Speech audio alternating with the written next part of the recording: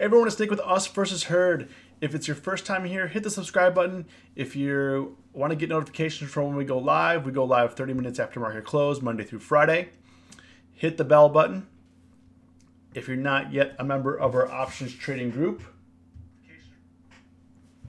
we have the links below. We just passed over 1,000 members in our options trading group. We also have almost 300 members in our Discord. The link for that is below as well. If you're here right now, say what up. I saw Carmine, FC, Brian K. Welcome back. Congratulations on your marriage. Ahmed, Jordan, Richard, what's going on? Ray Lee. Who else we got here? Dustin. Let's see here. Eamon, Billy, what's going on? Hope everyone survived the day, survived the week. Alex, what's going on? If you made money today, comment got paid. If you lost money today, comment learned a lesson. Because when we lose, we want to take those lessons with us and move forward. Unfortunately, hey Linda, unfortunately today I learned some lessons and some reminders this week. You know, definitely was a tough week for me. Not because the market was rough, but because I was having some hard times with my own schedule, and trading with my schedule this week was a bit tough. Callum, what's going on? Welcome to the UVH fam. Eric. Linda lost. No, Linda, when you lose, you got to evaluate why. You got to evaluate why you lost and ask yourself, why did you lose? What did you do? That way you can move forward. You learn the lesson after you take the loss. Richard, what's going on? Man, thank you for the $5, man. I really appreciate it. Man, Richard, you're the top supporter, top donator of my live streams, man. Every day. Thank you so much, man. I'm glad you had a great vacation last week. You come back making stacks on Caterpillar, and man, easy. Nice to see you, man. Nice to see you. Ray Lee got paid. I like it. Yeah. Let's see here. That's down 54% in the week, but made out alive the day with only a $7 loss. Man, gotta chill out a little bit. Take it easy. When you're down 50%, if your account's down 50%, 50 to 90%, you gotta take a step back. Ricardo, first time here. Welcome to the UVH fan, Ricardo. Glad to have you. Brent, what's going on? Can't find a good spot to enter, so wasting time all day. Yeah, I mean, it's better not to enter and lose, than losing. Like, if you enter and then you lose, I mean, what feels worse, not entering or losing? Just saying. Josh, what's up? Ali. So today my title, Micah, lotion in the basket. That's what his name is on our Discord channel. Today my title is Take Profits and Redeploy Capital. Is what I tell you guys very frequently. Take profits, redeploy capital. Take profits, redeploy capital. It's one of the main things that I do. And unfortunately, today I did not follow my own advice. I did not. Today I actually closed down on the day 139, and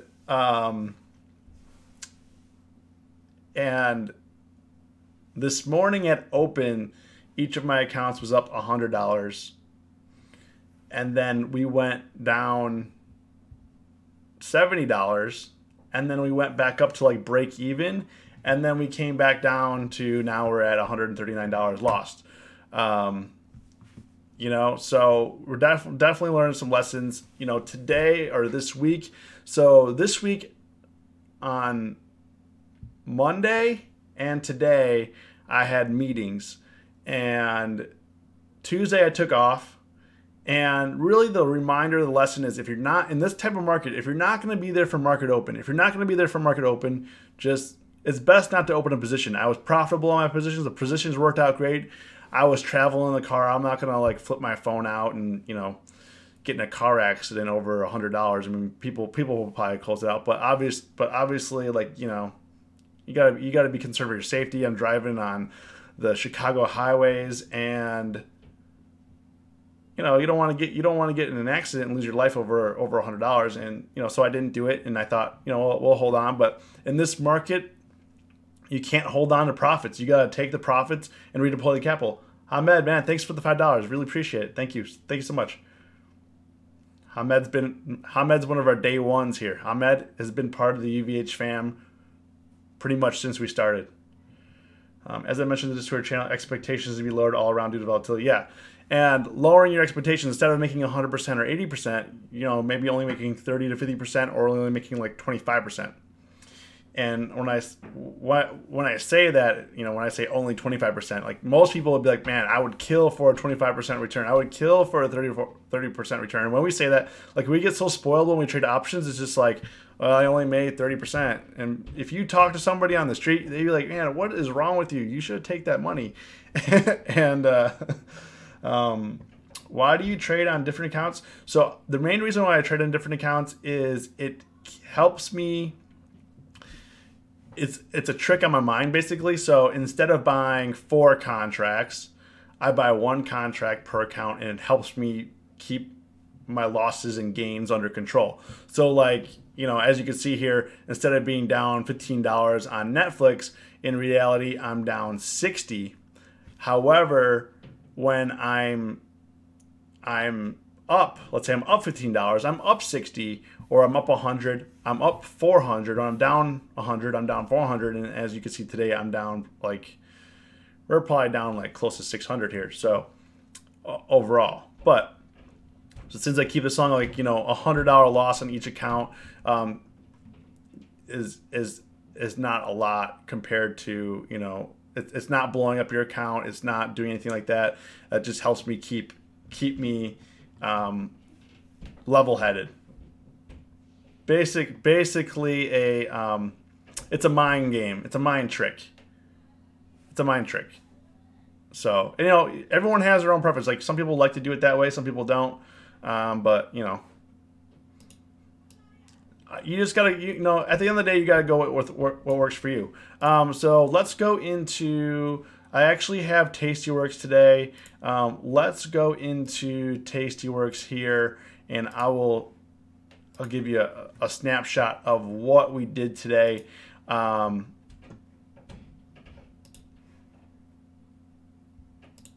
Okay, so I was actually able to fix the software so that I was able to. Sorry, my new setup is good. I'm just trying to figure out how it's going on. Kobo Commander, what's up? What's up, man? Glad you're back. Been on vacation. Come back strong. You come back. You come back. I see how it is. You come back on you check out my losing days. I get it. You're not here on my green days. You're here on my losing days. You'll see. So, this is today. Okay, so today we did some day trades. As I said on the first video of 2019, one of my goals is like I normally don't day trade at all, and so I've been working on those past couple weeks day trading a couple positions and trying to get a feel for if I like to day trade, if I don't like to day trade. And so far, the test is continuing on. But we've been going small. We've been going slow and low. That new mouse sounds doozy. Yeah, I got a new. I picked up a new Bluetooth mouse and keyboard today before I got to trading. So what I was doing here today, let's go into AMD. Come on. Keyboard's not working. Keyboard's not working. The new keyboard is not working. So what we did today is, as you can see here, I bought the, let's minimize myself so you can see these trades a little bit better here. Okay. All right, so AMD, I bought the 19 puts today for, this is a day trade. So I bought the 19 puts for 19 cents. It was $12.15. So we were trying to figure out how we're gonna juggle these words. On Mac is so much easier when you can just like switch screens and stuff. On here I gotta so I had the 19 puts and I got them at $12.15. So right in here, I should have just took the quick money on this drop because then it recovered. One of my lessons, I then closed it out. When it started to break above 1950. I then closed it out for 11 cents. So I paid 19 cents, I got 11 cents. So I lost 8 cents per contract. So we lost on that $24. You know, which was not a big deal or anything. It's more the principle of getting the day trade right. It's more the principle of getting the day trade right, not necessarily getting big gains. And I think my lesson today from day trades, I did 2 day trades today. I did Netflix and I did AMD day trading, and I was profitable on both of them. Didn't close them out, and I lost money. So that being said, day trading, you gotta lower your expectations. Take the money quicker. You know, it's probably going to be rare you go from a $100 trade to a $500 trade during a day trade. It could happen. It does happen in this market all the time. But you can't think like that. Like I said, like the title of this video, take profits, redeploy capital. You know, if you have profits to redeploy, but if you see your account getting less and less and less and less each day, like that's not good. How are you thinking of dropping? How low are you thinking of dropping your target? So for the day trades, I'm thinking of until I can successfully day trade appropriately and safely. So if anybody knows me from the last couple months or when I started streaming or doing YouTube videos, is, you know, one of the big things is lowering risk and also having repetitive, you know, the real money made in the market is repetition. You know, you may have money, you may make it big on one trade, but it's going to be very hard to be repetitive. Like let's say you're up 500% on a trade. Most likely tomorrow you're not going to be able to repeat that. Most likely. So small repetitive trades is kind of where we're at right now. You know, staying small, being repetitive, and taking the money. So FC, to answer your question, for day trading, I'm going to go to 10 to 20%. Once I hit 10 to 20%, I will take it off. Once I start hitting the 10 to 20% range on the day trades very successfully, I will then go to 20 to 30%, and then, you know, so on. So I'm going to, on the day trades, I'm going to try to be quicker. Hope that answers your question, man. Potential for Friday slump. I mean, maybe. I mean, we're sitting. I'll go over points of the S&Ps and points of rejection and resistance and support. Sorry. So AMD was my first one. We lost 24 bucks on. Netflix was then my second day trade, and Netflix, I will bring it up. I bought the Netflix put here. As you can see, I paid $1. It was for the 312.50 put here, and Netflix, what we were shooting for on Netflix. Let's get rid of the after hours because it's kind of making it look weird. So what we're doing here on Netflix at 12.28, I opened up the position, so 12.28. So right in here, when I was having a hard time around 322, 321 area, I put on a trade for it to the 312, because I was pretty much looking for a retracement of 318 and 317. 317 and 318 was my target. We did break below 319. I was up about 35%. I think I was up $36 on it. So that if I paid $1 for it and I'm up $36, I'm up 36% on it. Didn't take the money, and then it went higher, as you can see now on Netflix. And this put here, I paid $1 for it, and I sold it for 46 cents. So I lost 54%. So instead of taking the 30%, I lost 54%. So, you know, we're learning some lessons here, man. We're definitely learning some lessons here. And we lost, the $54 right here, which is calculating right here. So, you know, it is what it is. Microsoft, Let's go into, I don't know what's up with this keyboard. I don't know if it's shutting off or what. I might have to adjust some settings here. But Microsoft, I'm going to go through my positions here on Microsoft. Yesterday, I opened a position on Microsoft at 1:30 p.m. I bought the 106 call, the 104 put. This morning we did get down pretty low. I was profitable on it, and then when it came back up, I was losing. But it came back down to here. I was actually able to close it out at the bottom here, which is pretty surprising. So we got at 12.43. So I paid $1.27 for it. I sold it for 79 cents, and was that like, that's like a $52 gain on that.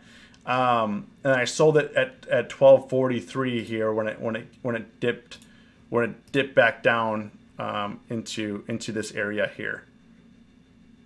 Right down in here. So it was 12.43. So yeah, right down in here, right around the 102.50 area.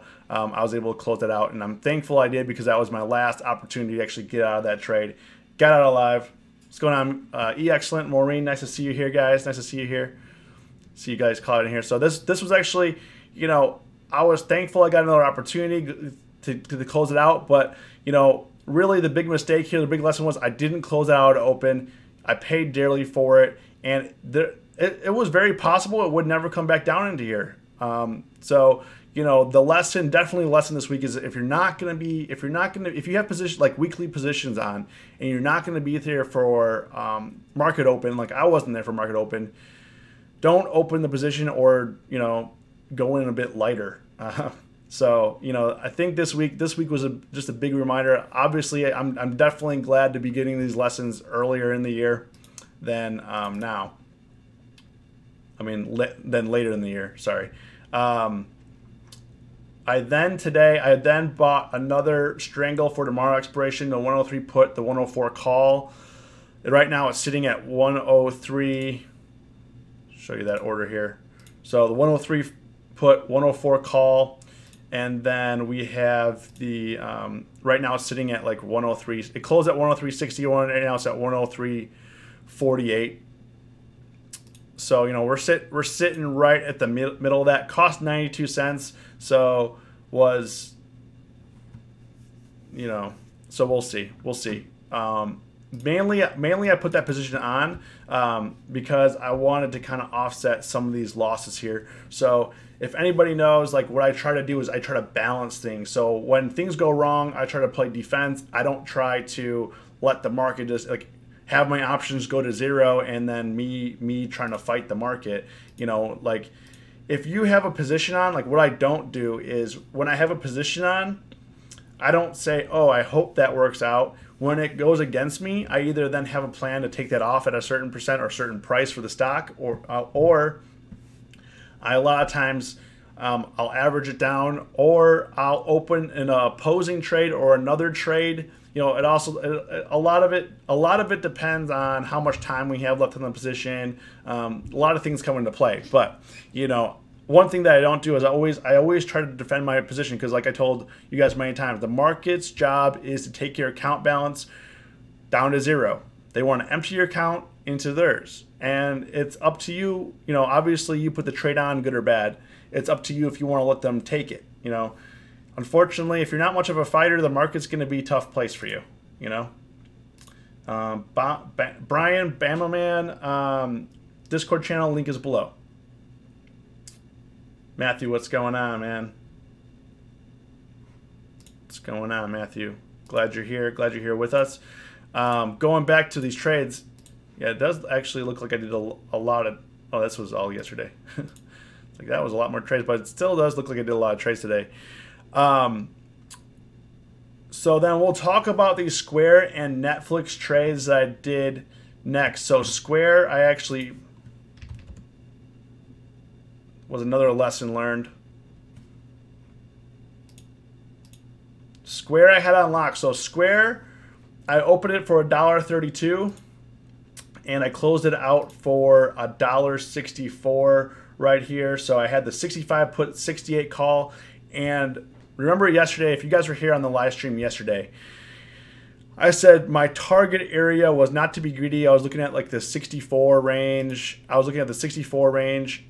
I was going to take it off. I was not there at open, and I was actually up around $60 to $70 in this position.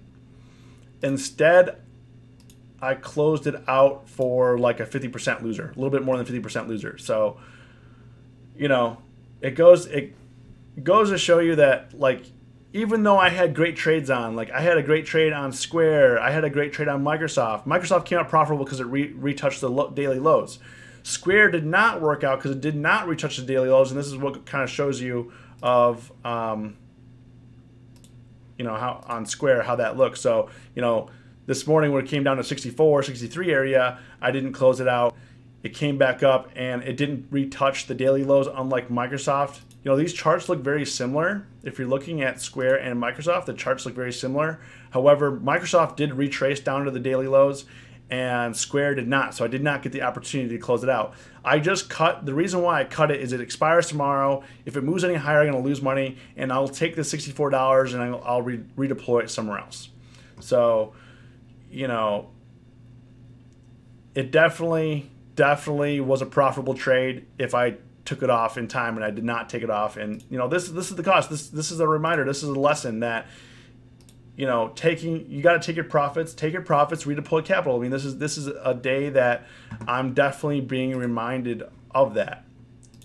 But, you know, just because you have one losing day and it doesn't feel great doesn't mean you need to have another one. Doesn't mean you should have another one. You just got to keep grinding. You got to keep moving. And then the other trade that I did today at close. So these are swing trades. Netflix. I opened the 315 put and the 327.50 call, and let me show you what that looks like right here. If you're looking here, let's get to. Sorry guys with the screens. I'm flipping between the screens here, and I'm trying to get a new flow on the PC. Anybody that watched my streams before, I was always on the MacBook Pro, but the MacBook Pro had a hard time keeping up with what we were doing here. So at the top, you see I opened this for 280, 315 put, 327.50 call. What this looks like right now here, it was a bullish skewed trade on Netflix, and the reason why I opened this here is not because I lost on the put, but the main reason I did it here is if you're looking at the charts, you know, last time it came up here, so last time it came up here, it got rejected pretty hard. So last time we were up here like 327, 330, 320, 325 area. It actually gapped down to like 310. I didn't look into what news or anything if that was just the way the market was going that day. I didn't really look. I didn't look at that. I don't know why it came down, but the data here shows it was up here, 325, 327, gap down to 310, 312, 313, somewhere around there. The reason why I didn't play that, so if you guys know, a lot of times I go with resistance and I go with support. The reason why I went against this is because not only is this run different, so, you know, this had like if you're looking at here, it had a sharp drop, and then we had a bounce back, and then we had a further drop here.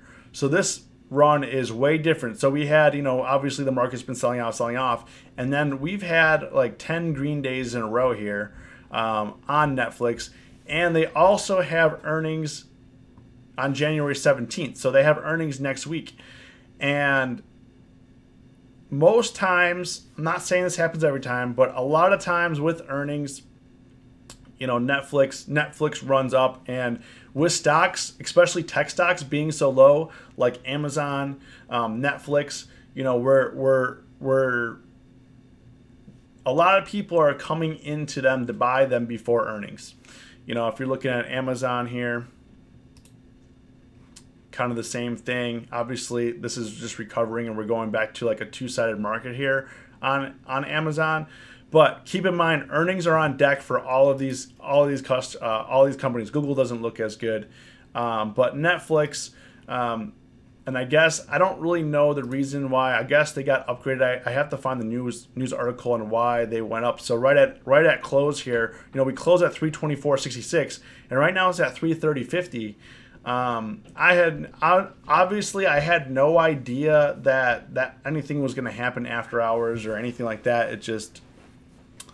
That's just the game sometimes, and when I have my big percentage winners, so when I have my 500% or 1,000% winners, people are like, oh, how'd you get that? It's not because I tried to get it. It's not because I tried that. It's number of occurrences. So I have trades on, and a lot of times, I'm not saying every time, but eventually, a couple times a year, like if this Netflix opens up here at 330 or higher, I mean, my 227.50 call is going to get paid pretty nicely, and it's going to be up over 100%, maybe 200%, depending on where we open. Tomorrow is expiration Friday, so I'm not going to make like there's data involved, so I'm not going to make like tons and tons unless we're like 335, 340 area. Then we'll definitely be making some nice cake. But Crypto Slice, what's up? But the more trades. And this doesn't mean like it's not equivalent to, okay, if you buy 100 lotto tickets, you have a better chance than like let's say you bought 10 lotto tickets. It's not like that. Each of these plays are only supposed to net me 50% to 100%. I'm not looking for them to gain more than that. If they do gain more than that, it's a bonus. And when people see me close out, like I've had 1,000% winners, and only to go way higher in that day. And like people are like, why didn't you save some of your calls? Why didn't you do some of this? Is because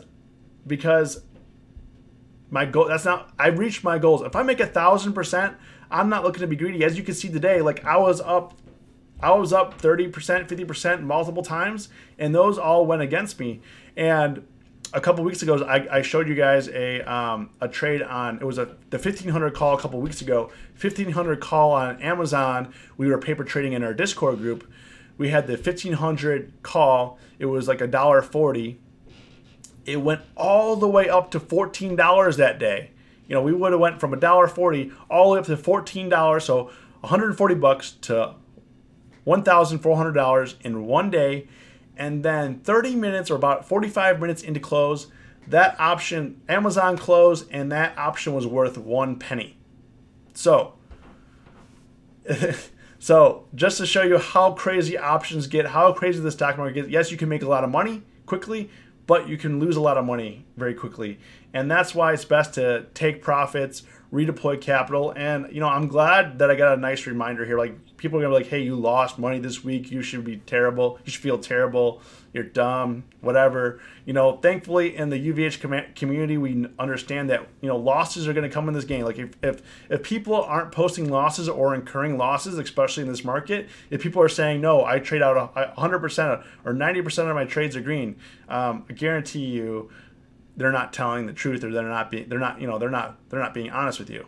We have people in our own groups that never post a red trade, and people are like, well, how do you do it? And the thing is, they don't do it. They don't trade every green. Every trade's not green. And most people here, hey, Shotgun, what's going on? Dobie, what's up, man? Glad you're here. Nice to see you back here. Ryan, I'm just getting started too. A lot more studying. I'm trying to swing trade, and honestly, I'm losing. I'm keeping my money and fighting, but I'm not gaining anyway. I think I can pull out too quick because it dips. I pull out. So, kind of like what I'm saying here, Bomberman, especially when I'm swing trading, obviously, like for me, you got to be around to enter and exit the trades. Like, you got like people say, oh, I was at work or I was sleeping, and I was doing this, I was doing that. Shotgun, you're an OG UVH fan. Of course I remember your name. In Thinkorswim you could paper trade. They have a paper trade platform. Swing trade on the paper trade platform until you get really good at it. Like scale back, you know. Don't keep doing the same thing and getting the same results. It doesn't work. You got to try new things. And the way to try that, the best way to try to do that is not with your own money. And people say, well, if it's not my own money, I don't care. But you're going to care when you don't have that money anymore. You know, just saying. Shotgun, Dovey made $700 this week. Nice. I work nights, so I sleep. So yeah, I mean, if you know that you're going to be sleeping, kind of like I knew that I had meetings this morning, and I was up $100 on my account, and now look at this account. This account closed down 139 on the day. We were green by 100. We went 100% the opposite direction. So if you know you're not going to be around, reduce risk or don't trade. Don't trade that. You know. Or, you know, if you work a lot, like if you're working 9 to 5 or you're working night shift or whatever the case is, like let's say your schedule stacked and you say, okay, I can really only check it at lunchtime. Maybe you need to buy options 60 days out, 50 days out, and work it out that way, and then you can check it once a day and not be too worried. Yes, your gains are going to be a lot smaller than when we trade here. Like I'm trading weekly options. So my gains are going to be bigger and more frequent versus, you know, if you're trading like 60 days out, you're going to have to hold longer for bigger percentages, or you'll have to flip those. You know, it depends on how the stock moves. You know, but you have to come up with a strategy, and that's why it's different for everybody. That's why it's not best to copy people, because not everyone if people copy me this week, I didn't have the best schedule, I didn't exit. You know, it's not great to copy trades. So that's why you got to come up with your own strategy that works with your schedule, your emotional mindset, your time frame that you have to trade, and the tools that you have and the amount of money you have. You know, some people can't afford a Netflix call and put. So maybe they're going to trade AMD, maybe they're going to trade GE, maybe they're going to trade Snap. You know, you also got to price in options. Like if you only have $500, don't do a Netflix strangle, you know.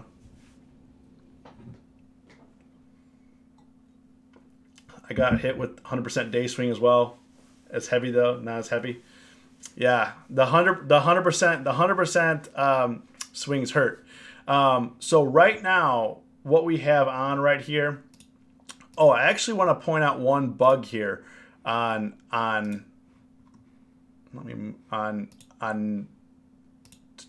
Microsoft. I want to point out a bug here. You see here it says under realized, this is my realized profits and losses for the day. As you can see, we took some hits, but on Microsoft, it's saying here I made $74 on Microsoft. If we go into my Microsoft trades here,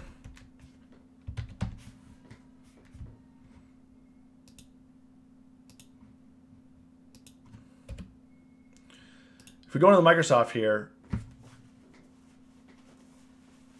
we made, just to be exact, 179 minus 127. So I only made $52. One glitch in Tastyworks that I actually took screenshots of this. I'm going to mail it out. Actually, this is a better. Let me see if this is a better screenshot here. Where are you at here?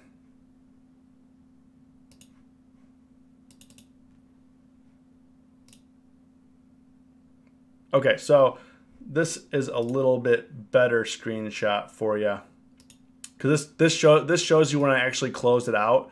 Man.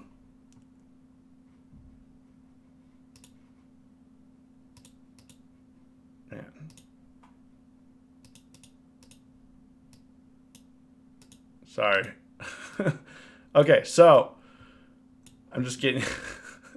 All right, so if you're looking here, my P&L day here was 74 on Microsoft and realized was 74. So at the time that I closed it out, I was up $74 on. I'm actually going to send this to Tastyworks because this is a glitch. This is a bug.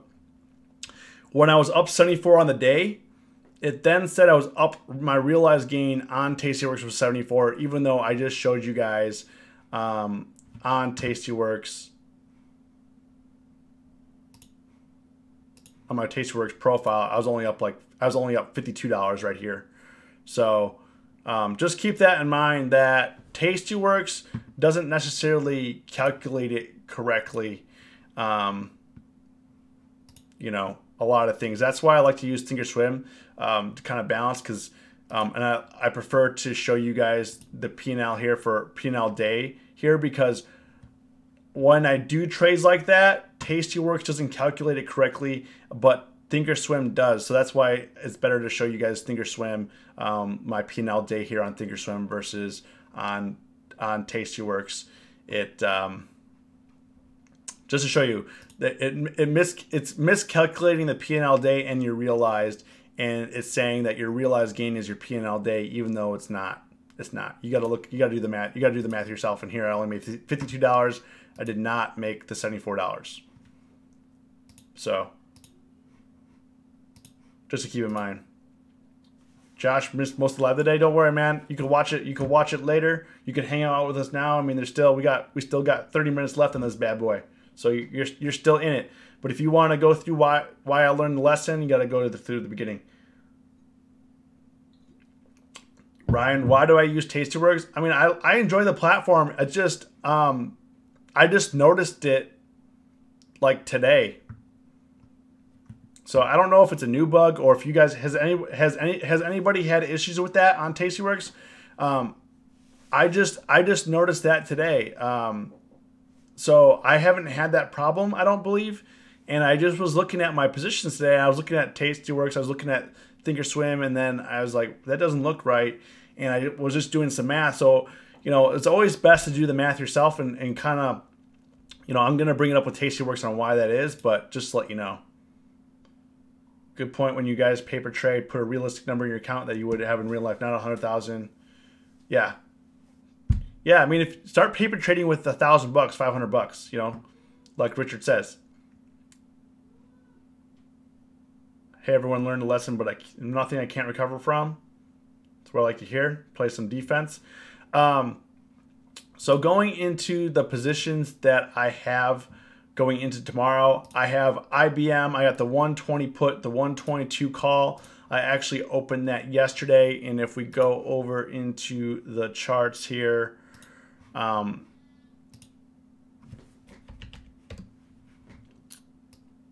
today I had the 120. It was a bearish strangle, and it kept bouncing off 120 and went up to 121.86. So I just kept it on.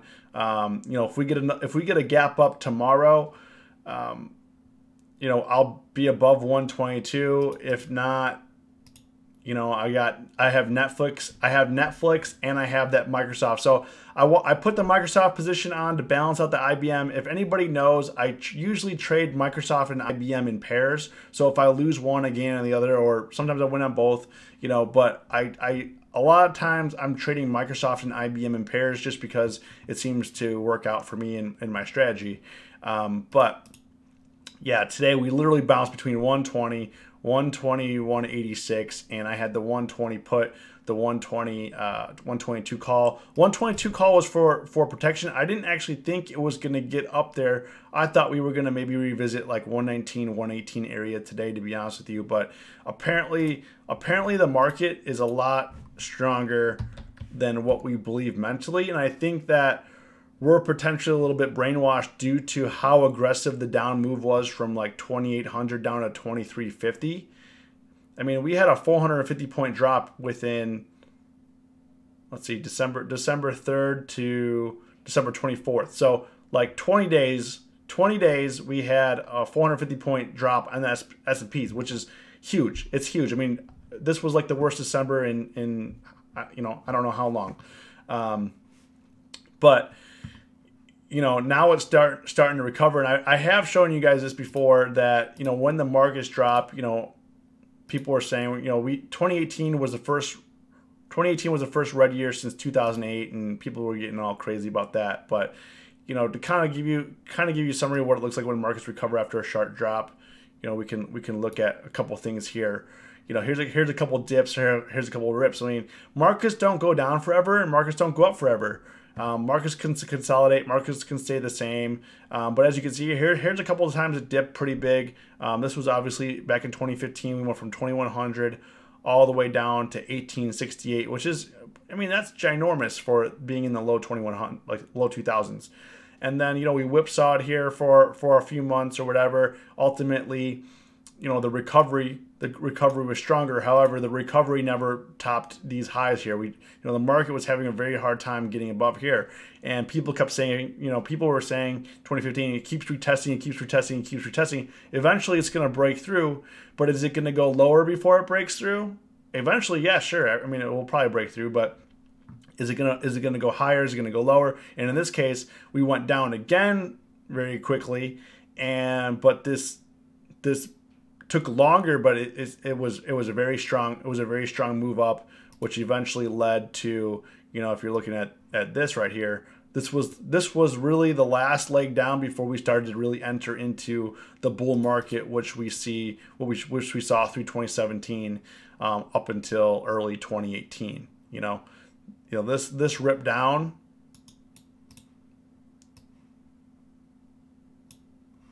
was the only major rip down. You know, this rip down here was the only major rip down in 2 years. So, just to give you some context there. So, you know, markets don't go down forever. They don't go up forever. Obviously, everyone has their own agenda. Some people want the market to go up. Some people want the market to go down. You know, if you're retiring in 2019, 2018, you obviously want the market to go up because, you know, you want the most money out of your 401k or whatever. Hopefully we get the volatility we did like last Friday morning. Yeah, I mean, last Friday I did very well. I think I made like $300 per account. It was great. I'm not sure. You know, you can't predict. When I first started this stream, I don't know if anybody was watching this, but like 5 Fridays in a row until I broke the curse. 5 Fridays in a row, I had red Fridays. 5 Fridays in a row, but it was a good learning experience, good streams. I think it was educational in terms of what people took away from it, what they didn't take away from it, and, you know, whatever the case is. But having 5 red Fridays in a row kind of shows you that, like, the market's unpredictable. You know, just because like we had, Josh, like we had last Friday, we had crazy volatility. Maybe tomorrow we open up flat and we don't move all day. You know, what would that do to options? What would that do to your positions if we didn't move all day? You know, we would probably be in a lot of trouble. Like, you know, for me, if Netflix doesn't move tomorrow, I mean, Theta is just going to axe that away. It's gonna be big trouble. Tyler, what's up? So, you know, the one thing that you got to do in this market, especially now, so when we go straight down, you know, you're gonna make money faster. However, even though options get more expensive, the moves down are always faster than the moves up. As you can see now, like we're moving up, but it's like, you know, we're taking the stairs here. We're really chugging here. We're on the 8th floor, and, you know, we're having a hard time. Whether when you go down, you just, like, if you jump down from the stairs, you know, we go down way faster than we move up. You know, we move up, but it takes time. And time is not your friend when it comes to options when you're buying options. Time is your friend when you're selling options because you can use theta to make money, to short options. But when you're buying options, like what we do a lot of times, especially in this market, yes, I do short options from time to time. But right now in this market, because we're going beyond the expected moves, I'm buying options. And it just takes longer. So you just gotta trade accordingly and put that into your plan. It's an escalator down. Sometimes it feels like we're jumping off a cliff with no parachute, though. Let's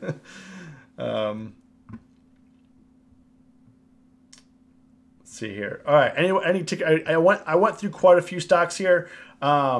Any tickers, questions? We got about 15 minutes left on the stream. I talked a lot because I had a lot of trades on, and I just wanted to relate to you kind of what I learned today, what my takeaway was today. You know, what do you guys want to look at? Questions? You guys want to look at stocks? I'm new to this. Been in the market for a week and a half. Can you lose more on options than you put in? Let's say you buy an option for $85. Can you lose more than that if you're wrong? By my man, the answer is no. However, it gets complicated.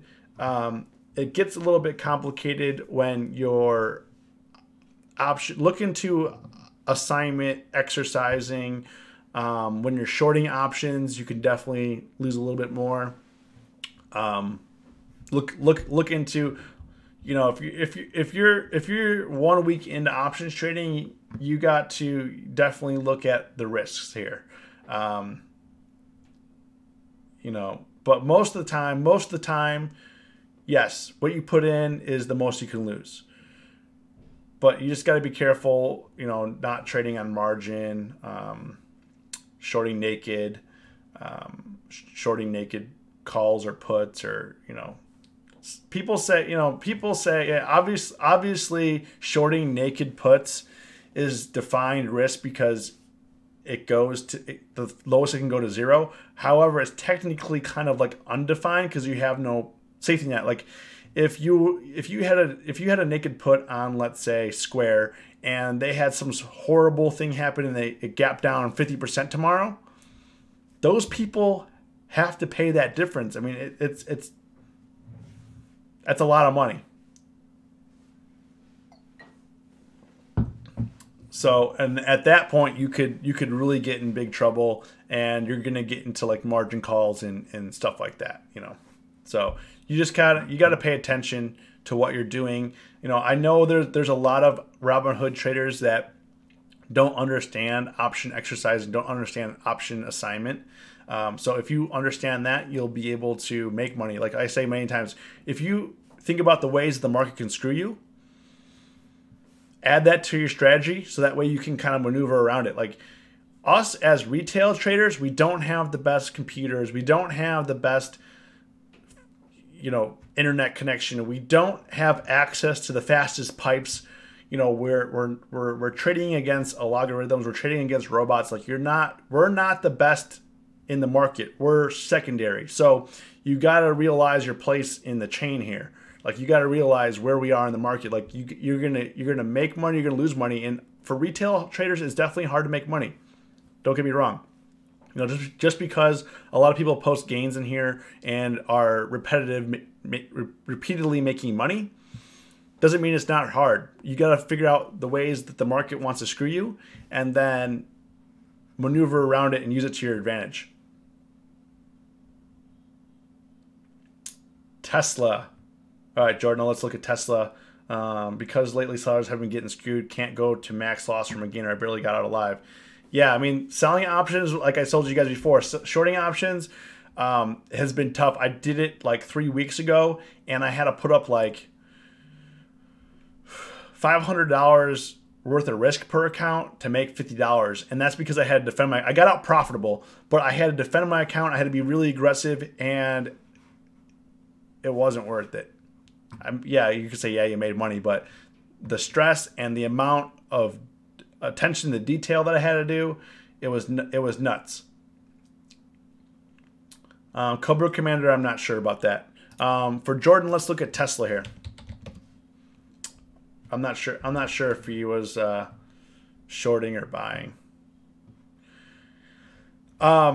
So Tesla's, we've talked about it before. It's kind of one of those stocks that no one knows because you know, the bulls and bears, they have their own kind of, you know, story. So bulls will say, you know, they're going to be the biggest thing in 10 years. This is going to be great. And yes, I mean, their stock has gone up. And if you look in the last 10 years, how much their stock has gone up to now, I mean, it's amazing. It's great. But bears are saying they don't make cash. They miss their deadline. They have so much debt. You know, they're, you know, blah, blah, blah. So that's why you see a very two-sided market on Tesla, and it's very nice to trade options on. So two-sided markets, if you're new, two-sided markets is where options traders make the most money. So when a market goes straight down, when a market goes straight, you say, isn't it easier to make money if it goes straight down or goes straight up? Not for me, it's not. You know, two-sided market. You need two-sided markets because you just need it to get cheaper. You need options to get cheaper. You need options to get more expensive. you know, you need two-sided action, and everyone is happy. And if you look here, Tesla's still in the same range it was at the start of 2017 or 2018, sorry. And we've had a couple of dips down here, the 250s, 244 area, back up here, couple times it's hit 380, 390 almost. But last time it came up to 380, it got rejected again. We came back down to 295. Now we're back up to 344, right? So last time it had some nice two-sided action in here around 345.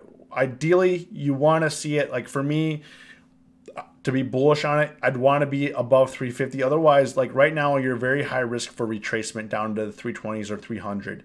You're very high risk. You want to get above 350. However, I do feel like, this is my opinion, obviously. I do feel for like Tesla, it needs to get out of this range that we're in. We need a catalyst. So I don't know if the catalyst is going to be earnings. Obviously, last time it was down in the 260s.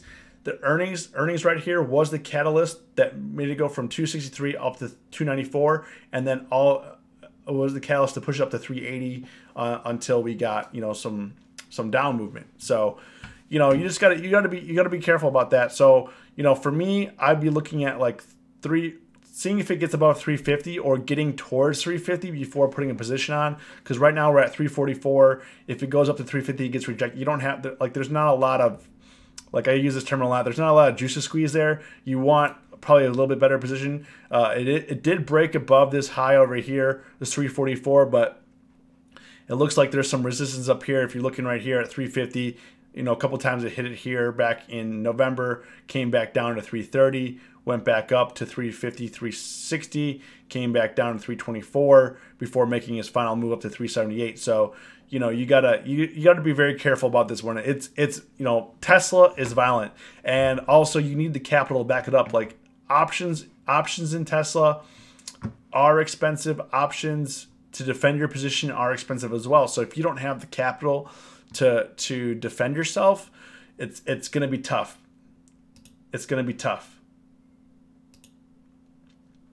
So yesterday, a boy died before driving a Tesla passing a car on a curve. The car caught fire and we had to put it out. Yeah, I mean, I get that. I get that car accidents are bad and it's bad for Tesla. But where are the numbers on how many Fords and Lexus and Toyotas get in an accident per day? It's going to be a lot more. It's going to be a lot more because they have a lot more on the road. You know, the thing is, the market doesn't respond to that anymore. So yes, that happened. You know, there was actually the market was actually listening to those reports like a year ago or 2 years ago where there was an accident and something happened to the Tesla car and then Tesla's stock would dive. And it was happening frequently, and CNBC was reporting it. But now that stuff happens, CNBC doesn't report it, and the market doesn't care. Not saying, you know, we shouldn't care about car accidents or people dying in cars, but if you're gonna compare Tesla to other car makers and accidents and people dying in them, you know, you gotta be fair. You know, what's the percentage of people dying in a Ford? What's the percentage of people dying in the Nissan, or whatever the case is, you gotta be fair. And what's the percentage? Obviously, they're gonna have more occurrences, but what's the percentage per that they have? And technically speaking, Consumer Reports says that Tesla is one of the safest cars on the road. So, you know, I don't have the numbers to compare, but I'm just saying, like, you gotta be fair. I still have calls, roll my positions, 320. Catching up here. Eric, are you still here? FedEx, you want to take a look at FedEx, even though they don't deliver when they say they're going to deliver.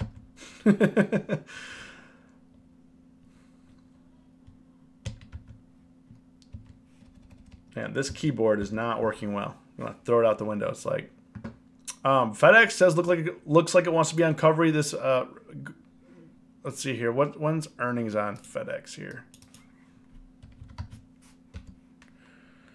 So FedEx has earning. Oh, not till March. Oh, they just had earnings. So they had earnings was the gap down here. So back in December 18th, gap down pretty big due to earnings here, and it looks like it wants to recover. So this is actually a pretty interesting area. Let's see what those options look like for next week. Man, I hate that. I hate that. So this is actually a trade that I would probably do.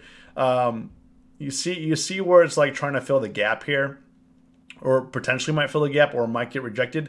I like to strangle these gap fills because when it moves a lot, or when it gets rejected hard. So this could either go to 180, it can go to 160. Definitely a nice trade. However, what I'm not loving right here is the volume. If you guys can see this, the volume here. I mean, we're 55. We got 400. 400 is not bad. However, I will say, because the volume is low, but the bid and the ask spread is not that bad. So it actually might not be a bad trade. It actually might not be a bad trade. Even though it's low volume, the bid and the ask isn't that. Man, this keyboard not working. Work.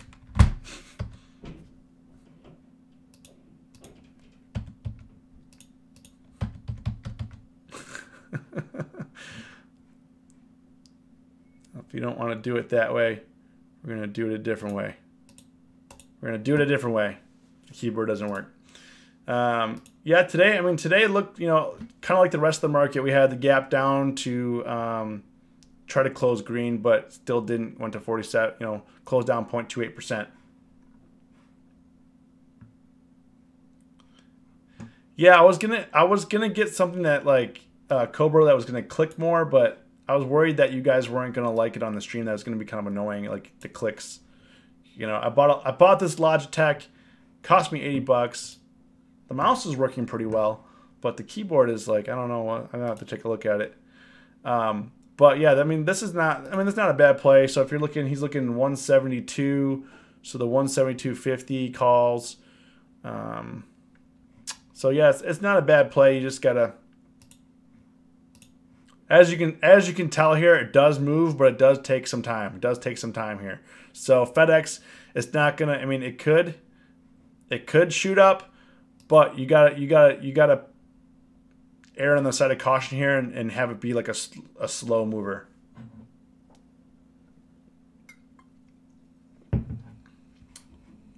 Tobin, what's up? Nice to see you here. Billy says AMD. Let's look at AMD here. All right, we're gonna have to. The keyboard's busted. Keyboard is not working at all. Anyways, okay, so we got AMD here.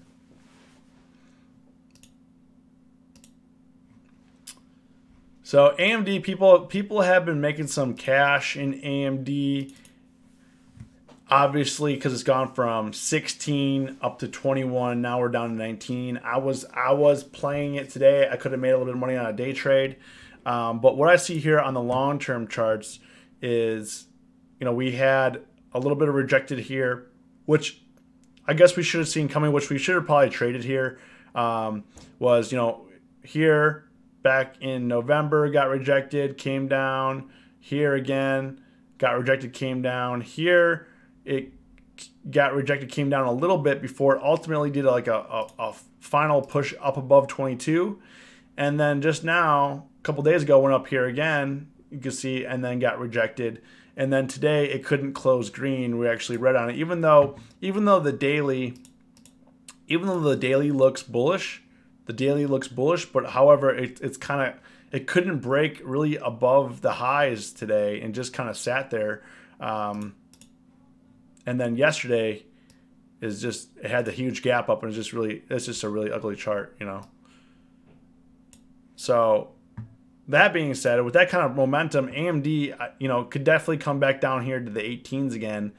However, it's kind of in a danger zone right now, where chances are is looking to come back down unless we get some nice momentum. in this line of business with the other guys as well. So loyalty makes you family. Things are going well. Glad you're here. So like for me, I was playing on the day trade. I was playing a put because I was thinking it was going to come back down to retrace down to 19s, and then it didn't. So I think it's tough. Right here, it's tough. You need a little bit more confirmation. This could actually just sit here again, and like it did back in November 5th, it came down a couple days, and then it pushed back up to 22. Then it came back down to the 18s, and it pushed back up. So AMD is just one of those you just got to ride and know where the points of support and know where the points of resistance is.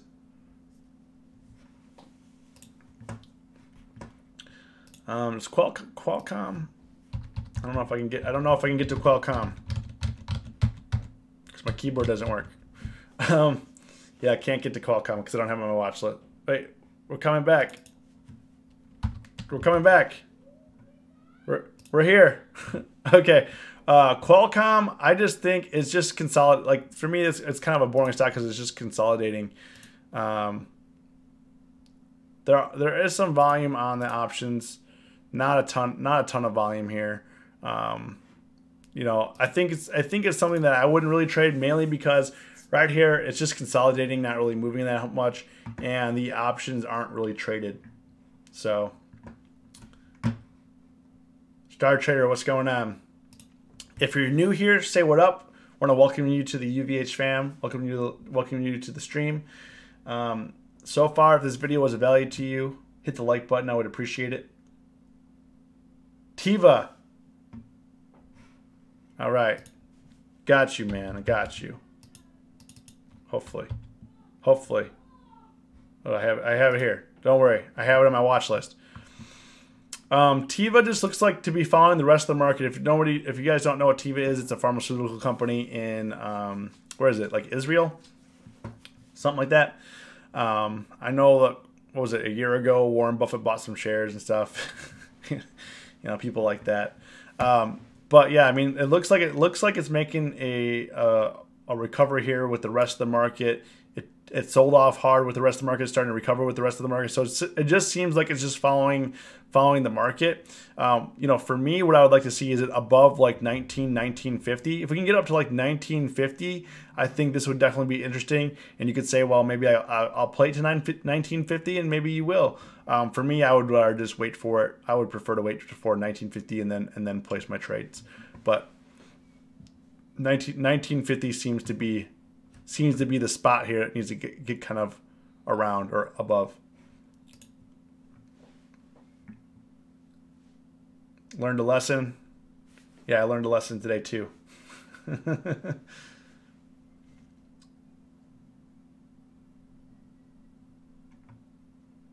see here. I'm going through your comments right here, guys. Sorry if I missed some tickers. I think I got mostly everyone here. Oh, so Star Trader is Nice Trader. So I try to keep, like, Shotgun is Dovey, and we have a lot of people with different names. Like it's difficult. I try my best. I really do, to keep everyone's name straight. Between people have different names on Facebook, then they have a different name on YouTube, and then they have a different name on Discord. So I do my best to keep it straight. And if I don't, I definitely apologize. But you know, we're basically at an hour here, a little bit over. Definitely appreciate everyone here. If it's your first time here and you like the content, hit subscribe. I would appreciate you. The links are below to our. Oh, I wanted to say, today we hit all-time views, 500,000 all-time views on YouTube. I want to thank every one of you for watching, contributing to that. I definitely appreciate you guys for watching this channel. Like, I can't stress that enough. Like, thank you for watching the videos. Thanks for interacting with me on the live chat. I definitely know what it is like to live stream and nobody is there. So you guys, I mean, there's like 60 to 70 people watching now, you know, on average. You know, we have 40 to 50 people here on average, and you guys are commenting, and you know, thank you so much for watching. You know, I definitely appreciate you. Can you look at QQQ? Yes. Yes, I can. Yeah, QQQ, I guess, I don't know if you were here, we talked about SPX and SPY. QQQ is pretty much following the same path where we had the drop and then the recovery. And if you're looking at it today, I mean, I think today was tough for everybody because we had a large, not large, but a decent gap down, and then we went from green, red to green, and then we had this. I think what tripped people up was it wasn't that we gapped down and ripped up. It was this right here when we had this strong sell-off, and then we ripped back up. But you got to be careful when the Fed is talking. Things are getting a little crazy, so you just got to be careful. So I don't think it's your fault entirely. It faked a lot of people out, especially right here. But you got to be careful.